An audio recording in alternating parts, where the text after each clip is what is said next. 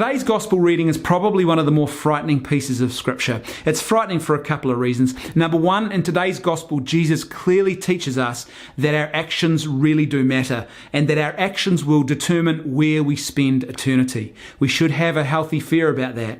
The second thing that Jesus does here is he ties actions concretely to virtue. He talks about these people who have shown care for the least amongst us as being the virtuous ones.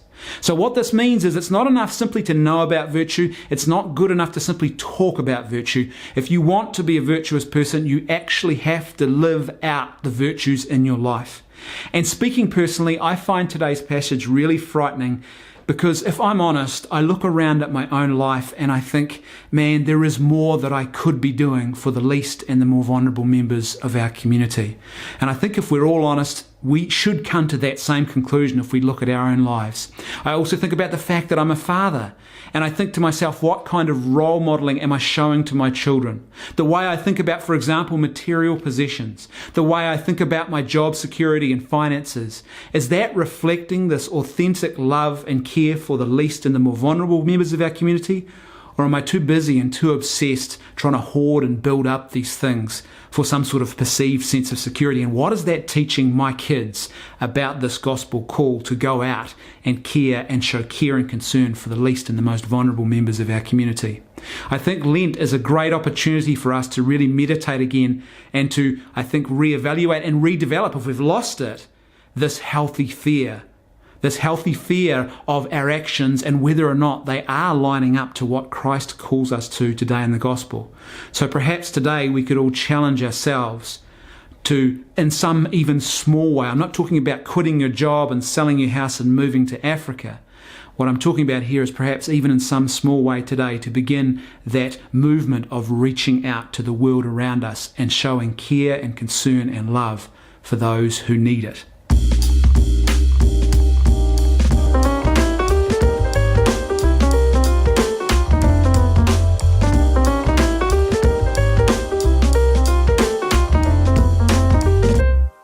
Today's saint quote of the day comes from Saint Teresa Benedicta of the Cross, and she said this: "The nation doesn't just need what we have, the nation needs what we are." In other words, that call today in the gospel from Christ to go out and to be his hands and feet to our neighbour, particularly the more vulnerable members of our community, that isn't just something we should do because Christ calls us to it. It's something that we should do because our neighbour needs it desperately from us.